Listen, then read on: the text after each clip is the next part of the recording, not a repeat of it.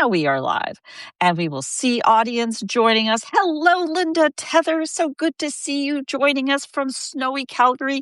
Jim, you're a regular now. Lovely to see you. Thank you so much for joining. Hello, everybody. And Barbara Tian here with Project Kin. And I am delighted to welcome Linda Stufflebean as my guest today for the Stories250 series. Thank you so much.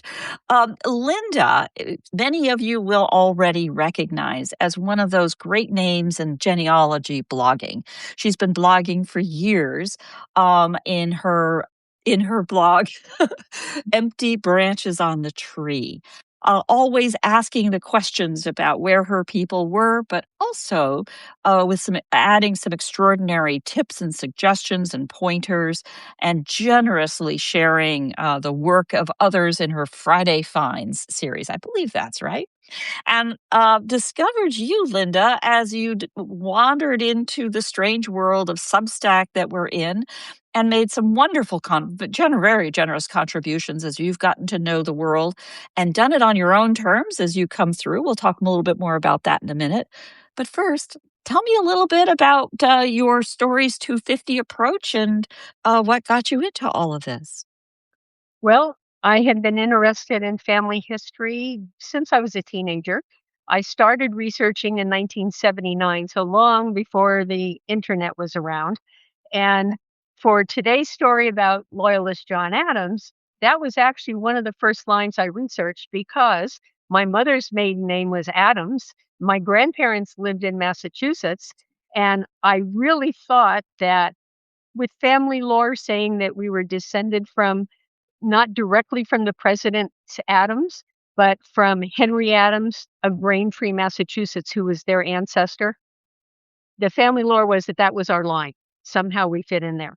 So that was what got me on the way. And there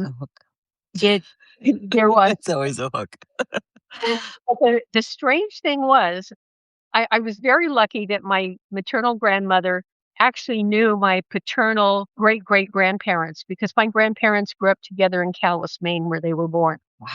And so I still went through censuses, only available up to 1900 back in 1979, 1980. But as I went through the censuses proving everything, all the information she had given me was correct. But I got back to my great-great-grandfather, who was Calvin Segee Adams, and Segee, Segee, is a unique name. We'll get more on the Segees much later in the story. But I got back to him, and lo and behold, unlike all the more recent family lines, he wasn't born in Maine. He wasn't even born in the U.S. He was born in New Brunswick, Canada. And that I was not expecting. Even though Calais is right across the river, the international bridge in the old days, you could actually walk across that bridge and families would visit back and forth and shop and so on. Now it's an international border, with the security. But I was not expecting that jump. And as I started writing to people, names I found in genealogy journals and so on, I started corresponding with some people in New Brunswick. And they told me at the time, much to my chagrin, is that most of the time, if you had New England family in New Brunswick and they appeared in Maine, they were more than likely descended from a loyalist, not a patriot. Yeah. And so it was a very, very long road to document John Adams because Canada has tons of records, but they really didn't have much online until maybe the last 20, 25 years. So, I'm looking at 1980. It was still a long way to go for the internet to pop up in, the new century. But my husband and I visited Calais, Maine in 1981, and we took a ferry ride over to Deer Island. Now, Deer Island and Campobello, known because of Franklin Delano Roosevelt's summer place, those are called the West Isles, and they're part of a whole group of islands off the coast of Maine and New Brunswick, but they belong to Canada. And the lady there, Martha Bardo, who in 1976 had published a book called Passamaquoddy, and it was all about the families of the West Isles. And my Adams line was in there. And so I got a hold of a copy of the book. after meeting some Adams cousins on the island. And I started looking through, and I had my line documented, and she headed back to John Adams. Now, some of her information was sourced, but not to the standards we use today. But at least I got an idea that she got this from the 1851 Canadian census or this from a land record. But there was still a lot to fill in on John Adams. I did also get the names of some of John's descendants through some of his other children. And one lady that I actually did meet, they were in California at one point, they lived in Washington State, was Alice Adams Cook. And she was descended from one of John's children named Sturgis Adams. I'm descended from what I think was his last child, Thomas. Sturgis was one of the older children. And she said nobody knew where John Adams came from at that point. They thought Connecticut because census records said that one of his children reported their father was born in Connecticut, that they had no other information. They did not know John's wife's name at that point. John left almost no records in New Brunswick. He got no land.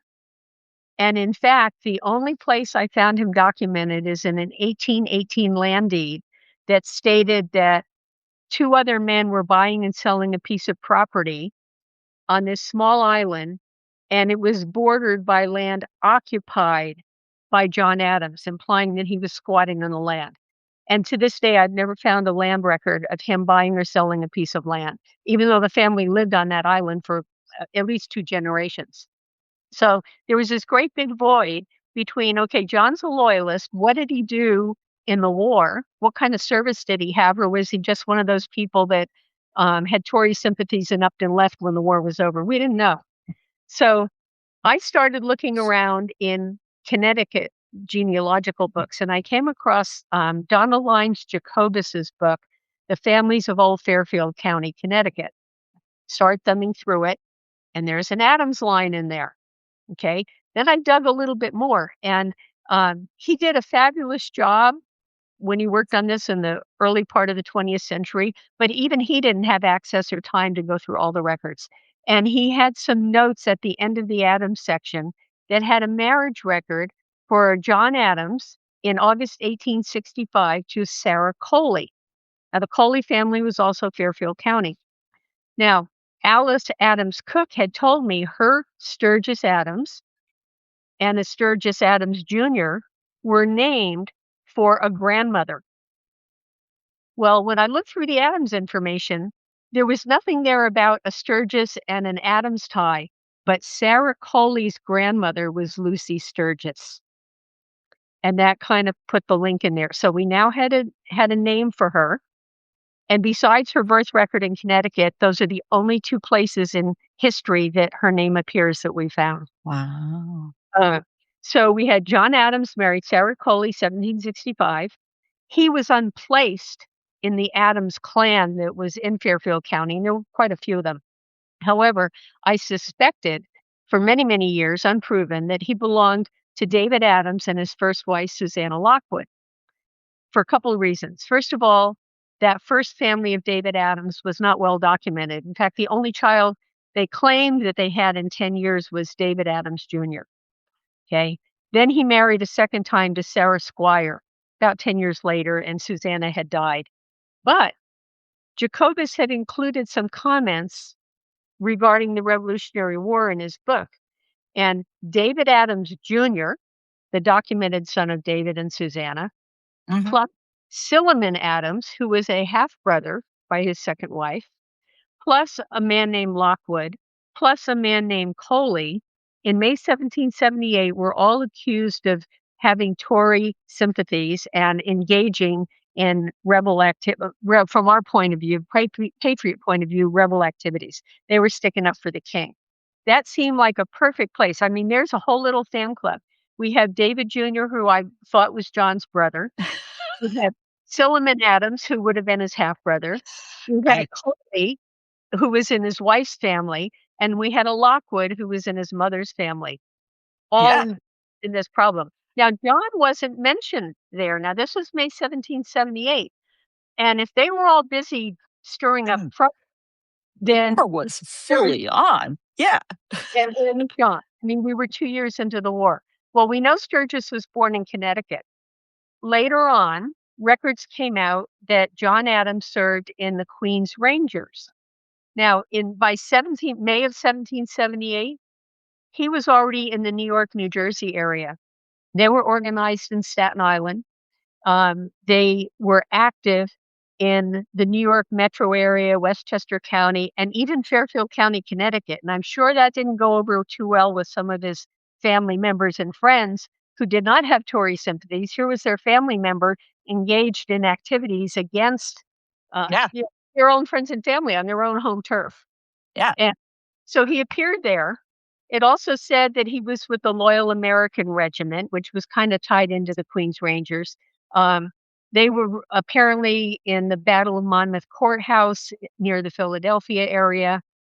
I know that John's son, Jonathan, was born about 1766, yet by 1781, 1782, he was working in the Commissary General Department for the British in New Jersey.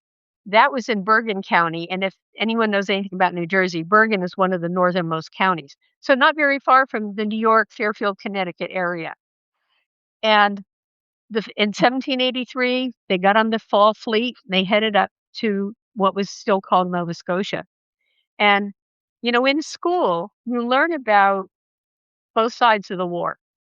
And you think, oh, well, the Loyalists, they were on the wrong side. They went to Canada. And as a kid, I mean, I really didn't think much about what was Canada like at the time. What did they have wherever they came from in the colonies and what did they go to? Well, the Adams group they were comfortably, apparently middle class. They bought and sold land. Not my John, by the way. But they bought and sold land. They had carpenters and blacksmiths in the family. They were comfortable. And they were probably most likely small farmers. New Englanders did large plots of land, but they had some land. So he had a comfortable life. He had a very extended family there. The Adams had been in Fairfield County since 1640. So, we're talking a century and a half. They had all been living there. Okay. He picked up and he left. Now, when they got to New Brunswick, and I didn't learn this until many, many years later. Partown is what became St. John. Mhm. All Loyalists went into Partown. That was one of the only settlements that was there, and the government office for applying for land and so on was located there. Very quickly became St. John. Nova Scotia had some settlements beforehand. Sackville was one town that was there by the 1760s because I had some pre-Loyalists. Maugerville was there. But basically, what did he land to? Where was he going and settling when he got there? Think of the Mayflower. When the Pilgrims got off the Mayflower, they didn't even have a little government shack set up to help them with land. There was nothing but woods and water and so. And that's what he gave up that life in Connecticut to go and settle up there. Now, I've been able to document that they were in Sunbury County at least until about 1803, 1805. So they were there a good 15, 20 years. However, John never, ever applied for a land grant in New Brunswick. His children did, because I actually have one where four of his sons, including my Thomas, are all asking for a land grant because they're children of a loyalist. But John never did. I don't know for sure where he was after about 1805, but I suspect that he and the kids all went over to what are now the West Isles and settled on this desolate little island. It's not big like Deer Island and certainly not like Campobello. There was absolutely nothing there. Maybe one other family, because I think there was somebody who bought some land there. He actually owned a little piece of the island. John did not. They settled there. There was nothing there. They all became fishermen. And I have been up to that area. My great-grandfather was a master mariner along the St. Croix River. The tides there can be brutal. The ocean around there is brutal. They're all even when in the later 1800s people would go out in a little rowboat, they would end up drowning because the water would get so rough. Yeah. So we settled on this tiny little island in the middle of nowhere. And I have a photo of it from the 1970s. There still isn't anything there. And he lived there. I have no idea when Sarah died. Um, my my line is his son Thomas, born in 1783, right after they got up to New Brunswick. So I know she was alive until then. But I said, other than her birth and her marriage, and he had no land, no probate, she never ever appears again in another record. So I have no idea when she died other than after 1783. She very well could have lived for many years there on Adams Island. She might have still been living in 1818 when he was mentioned in that deed. But I know that at least 2 or 3 of the children, including Sturgis and my Thomas, stayed on Adams Island at least until the 1840s as fishermen, because my 3 times great-grandfather was born on Adams Island, and Calvin Seegee Adams was also born on Adams Island. And they did not leave there until about 1850 when they moved on to Deer Island. And then from Deer Island, they moved into Calais because Daniel and a couple of children became shipbuilders. And Calais was the place to be for the lumber and all that. But Yeah. in spite of finding out all that, John Adams is such a common name. Going back to his service in the Queen's Rangers, um, somebody could say, well, how can you prove that that's your John Adams? Because, I mean, like I said, John Adams is a pretty common name. Well, I mentioned Calvin Seegee Adams in that unique name. Well, not only was John Adams on that list, but so was Jacob Seegee and John Seegee, and they were brothers of William Seegee, who married Hannah Adams, John Adams' daughter. So we've got a little fan club there in the Queen's Rangers. Wow. So I'm very certain, and my John Adams is the only loyalist that ended up in that area. So the fact that he was tied to a very unusual name by marriage, we're certain that that's my guy. Um, Wow. what did he do as in the Queen's Rangers? Apparently, they were very active in skirmishes in Staten Island. They were organized in Staten Island, and that area was kind of a stronghold. And I look at his other family members, and I said David and Silliman and the Lockwood Macaulay were all accused of Tory sympathies, but none of them left. Mhm. Yet John had already left Connecticut by 1778, which is when he first shows up on the rolls in Staten Island. And, people say, well, what made people support the king rather than the rebels when they were living in the colonies? Well, the Lloyds tended to be a little bit more comfortably off. They tended to be more businessmen, skilled laborers, and that sort of thing. And living near New York City, that was a British stronghold. I mean, that was already Yeah. a center of commerce and All the so way on. through the war. Yeah. To this day, Fairfield County is still a premier neighborhood for New York City and is still a very wealthy county. It Oh, was yeah. like that before the revolution. But I don't know what the push factor was that made John believe so strongly that he wanted to actually leave Yeah. and everything behind, family and everybody, to move into Connecticut and then New Jersey, probably back into New York then before he left with the Fall Fleet, which sailed out of Long Island, I believe. It was in the fall of 1783. And when I started looking back at his family, I still needed to prove who he belonged to. And nobody in all these years had ever been able to prove what I suspected about. And some people flat out told me, no, I don't. He only had David Adams Sr. only had this one kid, David. Oh, well, how do you know that? Where's the document that said he had no other children? It wasn't until December, 3 months ago. Now, I started this in 1979, mind you.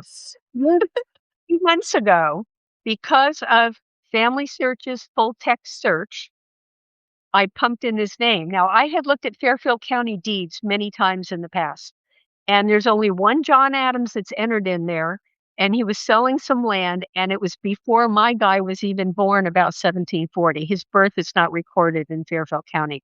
So that definitely wasn't my guy before he was even born. That was the only one in like 200 years of records. And I really couldn't understand that. But full text search founded land deed for John and Deborah and David Adams Jr. receiving land. So they were the grantees, did not appear in the grantee index, any of them. And it was from their father, David Sr. He identified for love and affection for my 3 children, David Jr., John, and my daughter, Deborah, born to my first wife, Susanna Lockwood, I'm giving them this land that came through my wife's father's estate. And there was the proof. I did not find that until 3 months ago because it's all indexed.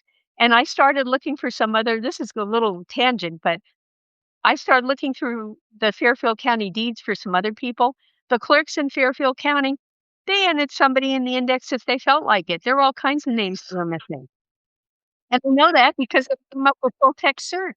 And then I went back and looked at the So for all of you listening, I found so many neat things with family search, full text search. But if you haven't tried it, definitely do that. Just remember that if the records are locked at home, full text search will not bring them up at home. You'll need to go to a family search center to look Yeah. at that.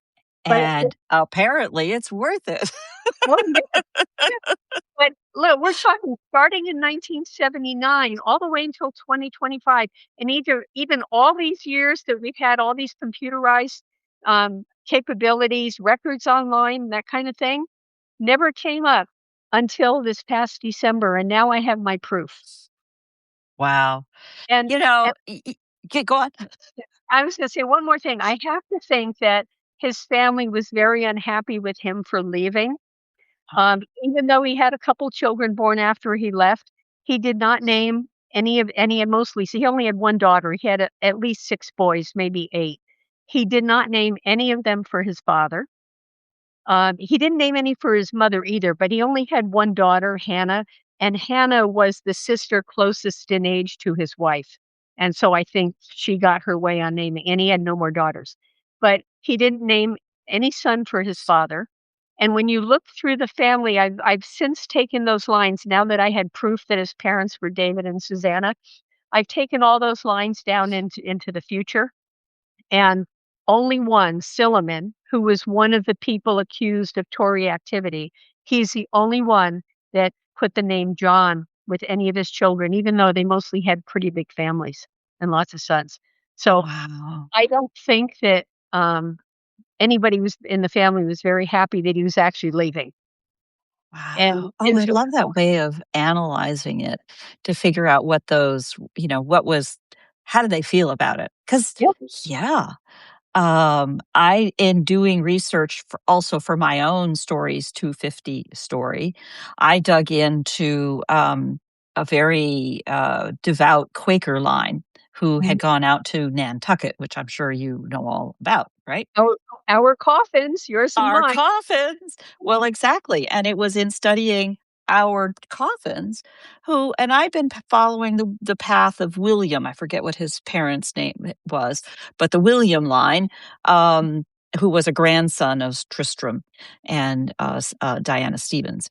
Mhm. And they go on to the New Garden Friends meeting house in Western Greensboro, and then go up back north to Ohio. And, I'd only heard the coffin side of the story. Devout Quakers, the good guys, Underground Railroad, blah, blah, blah. Um, wow, there's a whole set of the cousins who stayed in Boston. They didn't go off because Tristram didn't go to Nantucket until he's like in his 40s or 50s. He was an older man at that point. Mhm. And the kids were adults in Boston and wealthy merchants. They're in no mood for this crazy war and they get the Mhm. hell out. Wow. And I, of course, didn't discover any of that till, near the end of what I had set out to do as my project. So I slapped it in at the last end, the Well, last minute of my very long post. and the other side of the war isn't something that we typically learn in school. I mean, it dawned on me that there was absolutely nothing in Nova Scotia except a couple little settlements here and there. Right. I mean, Couple you fishermen. know, if mine, John Adams, had been a blacksmith instead of a carpenter, he would have been hard pressed to be a blacksmith in the middle of the woods with absolutely nothing. I mean, I'm sure they had a little sack of clothes or something they brought with them on the ship, and that was about it. You know? I'm still worried about how, horses were shorn. What do you do to a horse? You put a shoe on them. Are they shoed? Anyway, how that's done in an environment where I guess maybe you don't need to put shoes on horses if you don't have cobblestone streets. I don't know. Right. But Yeah. understanding how that, Jim the historian, thank you, Jim, pops in with, wow, I always love checking in with this project. So many diverse and interesting stories and places. Thank you, Jim. That's exactly what we were trying to do. Because the whole point here is that in our own families, the real people, if we go back and look at our own family stories and where these people were when these things are happening. It's not that they're the heroes of some national story. They're the real people of what really happened and what it was really like. And it just gives us this sense of place, this sense of people, this interpretation of how history happened in the past, which is meaningful to where history is happening today.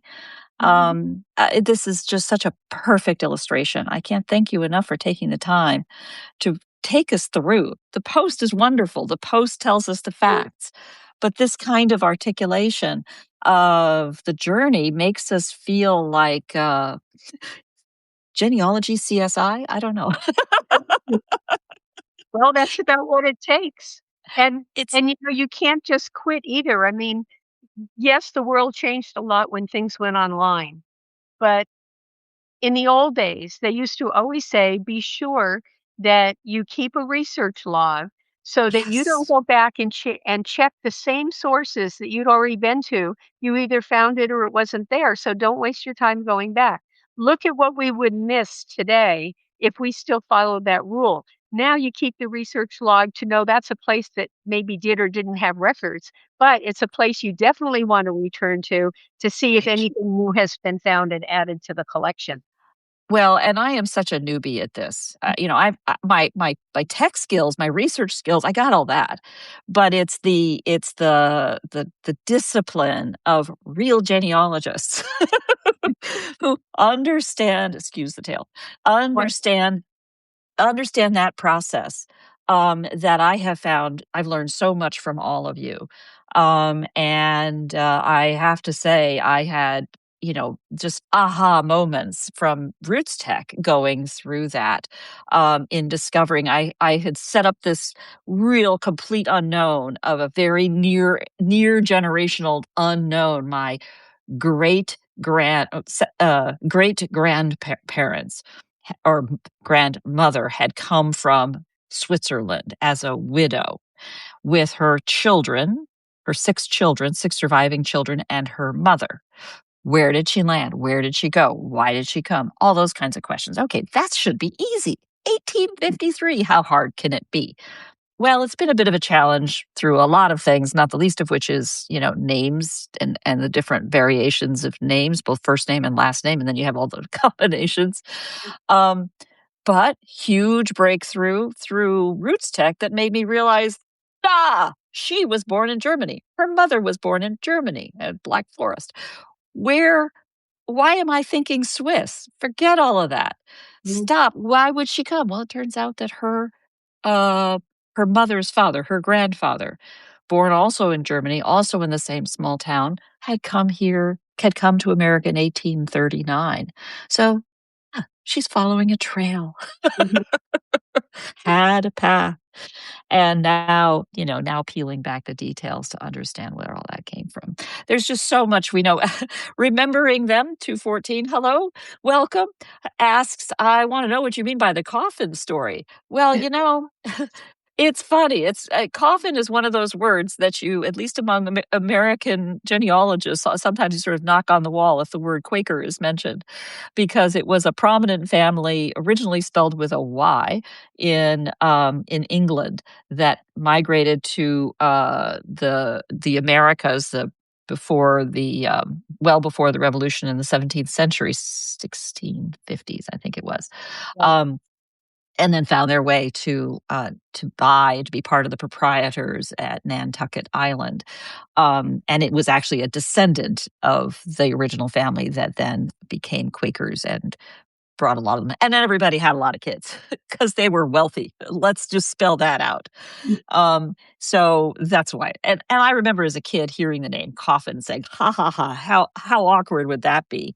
But man, you get it, you peel it back, and these are fascinating stories.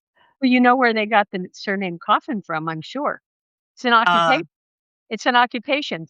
Somebody that was the ancestor of the earliest coffin we know, when they started to assign surnames, that man was a coffin maker. And so that was John Coffin, not John Rivers, because he's right. the guy who made the coffin, not the one that lived down by the river. Yeah, no, actually did not know that. I've seen the crest, I've seen the Y spelling, and I spaced on where exactly in England it was from. I through dear Mert's encouragement, I started reading the Albion Seed. Fascinating book. Fascinating book. So I built myself a little table of where all the earliest arrivals for all of the families lines that I knew and where in England they were from. It is amazing. I now understand references to the Scots Irish and the Appalachians and so on. It's just, yeah, no, we get too hooked up on the one, mark date, and peeling it back even further is so instructive. Well, I want to thank you so much for pushing through on a little scary tech to join me today. I hope you'll find it comfortable now to do again. These are fascinating ways to explore this. And yes, remembering them, maybe the name Hat, maybe they were hat makers from Hat, England. So I want to see your whole collection now. Haberdashery. Probably it was a hat. Anyway, I won't get started. Old English is scary. Again, Linda, thank you so much. It's lovely to meet you all, and I look forward to our next conversations. In fact, next week we are returning to England with a wonderful conversations with Emma Cox, who is a genealogist based in Surrey, England, who always brings us some fascinating discussions. This time, she'll be diving into stories about the artists, painters, and sculptors in her family lines, which is always fun. And the unexpected joy of that is to see all of these tips that inspire you to go look thematically in your own family lines.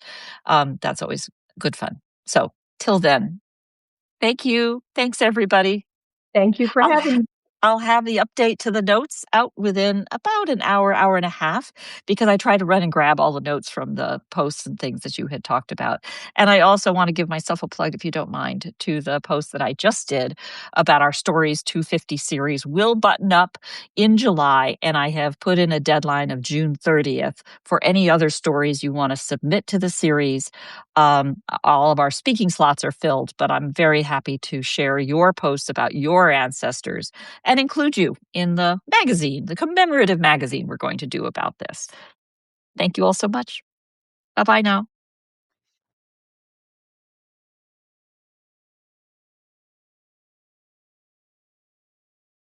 Yes.